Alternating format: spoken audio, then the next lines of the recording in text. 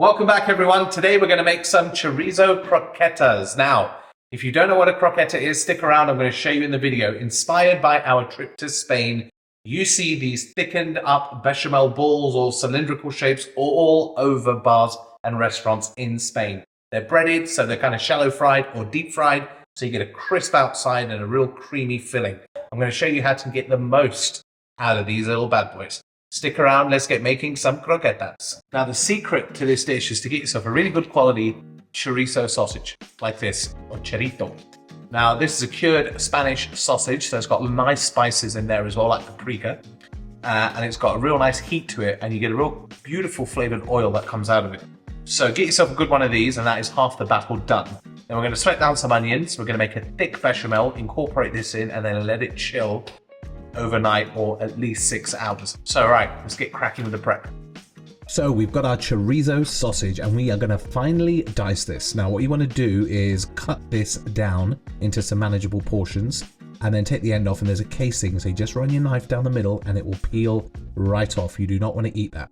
Then we're going to slice these into nice thin slices, stack them neatly just because we want to, and then we're going to cut this into little battens after we've had a cheeky little taste. Then take a stack at a time, run your knife through them, and we are going to dice these up nice and fine.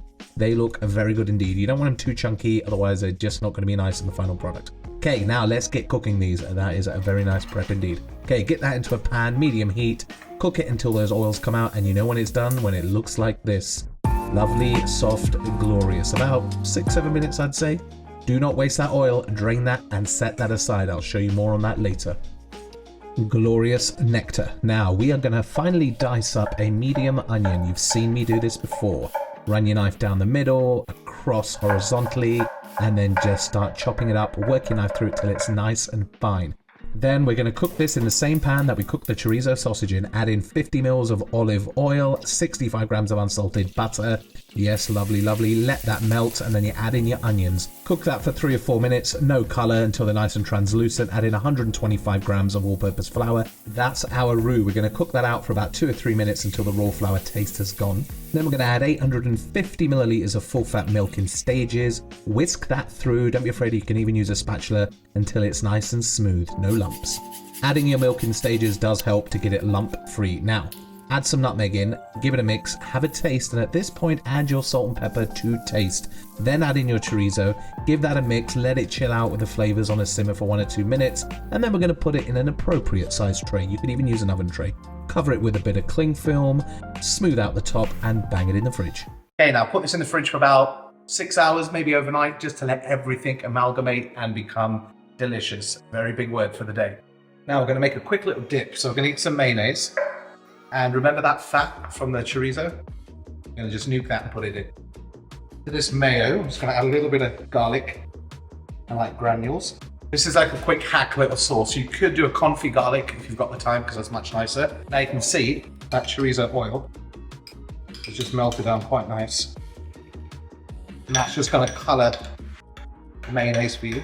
Just going to add a bit of the dulce, which is the sweet paprika. Just a little bit. So you can see that's thickened up that mayo even more. It's got some lovely colour. Beautiful. Okay, so we've got our mix right here. It's been the next day. And what we're going to do is we're going to portion this up and we're going to breadcrumb it or pane it.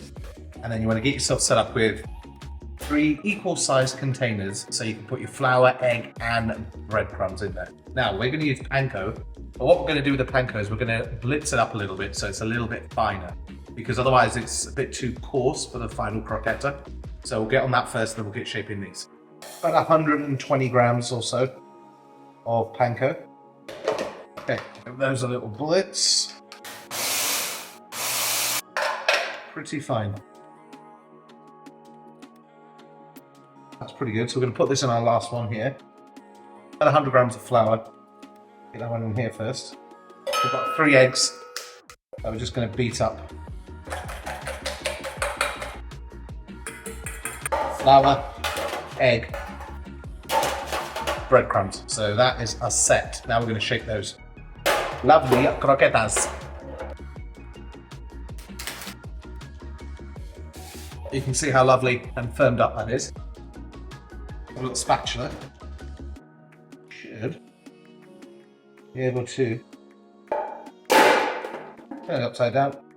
I'm doing it this way, a lot easier than just individually scooping it, and then you're left with a big mess. I'll work with some of these, and then the rest I'm going to put in here just for a second. So get yourself a little tray, and get yourself a little bit of water. Just wet your hands a little bit, and then take one. And we're just going to kind of make it into a little cylinder. Roll it like that between your hands. Flatten out the edge. You got a nice little croqueta. Then put it down on your parchment. We'll let that sit and we'll work our way through them. You can also do your croquetas round as well if you like. And a round shaped one as well. I find it's easier when you do the cylinder because they cook evenly. So when you do them round, you kind of got to deep fry them more a little bit. Your hands are too wet. And all that bechamel is just going to basically start melting in your hands, so you want to be careful. So the weight of these is about 30 grams, give or take a few grams here and there, if you want to be precise. I'll have a little count up and see where we're at.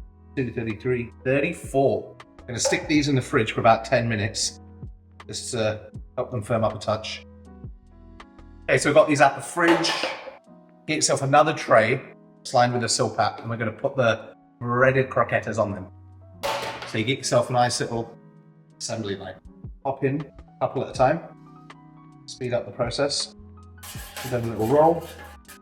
And then if you've ever breadcrumbed anything before or done a penne, you know that you kind of want to use the opposite hand. That all the dry stuff is going in to the wet stuff.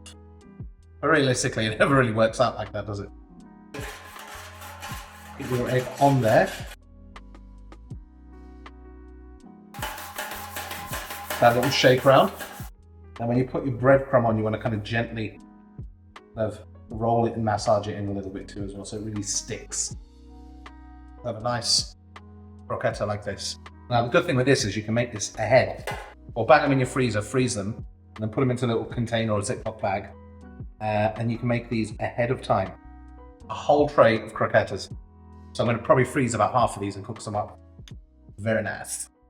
We're going to shallow fry these in about 1.5 inches of sunflower oil. So use an appropriate pan, get it on a medium heat. Once the oil is hot enough, about 350, add in your croquetas, turning from time to time and basting them on the top like this. They're going to take about 4 or 5 minutes until they're golden brown like this. Drain them off on some kitchen paper and then plate up how you like. I'm going to go and stack them just like this, and a generous dollop of that mayonnaise on the side. Call your mates over, crack open a bottle of something nice, and you have some beautiful croquetas de chorizo. Lovely, lovely. Get ready to smash. Cheers.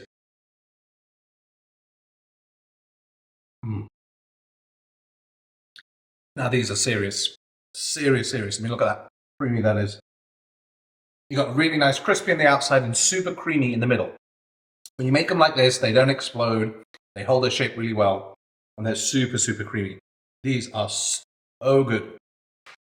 You can mix up all the fillings, give it a go. You want to go ham, truffle, mushroom. Use your imagination, but you see these all over Spain on loads of menus that we went to. Very nice to do. Right, my friends, give this one a go. Crack open a glass of cava and enjoy some of these with your guests. If you're new to the channel, please consider subscribing. We've had a lot of new subscribers recently. Super grateful for all of you. And if you find content like this helpful and useful and entertaining, then please like, comment, and subscribe. And I will see you all on the next one. Cheers. You've got to make these. So good.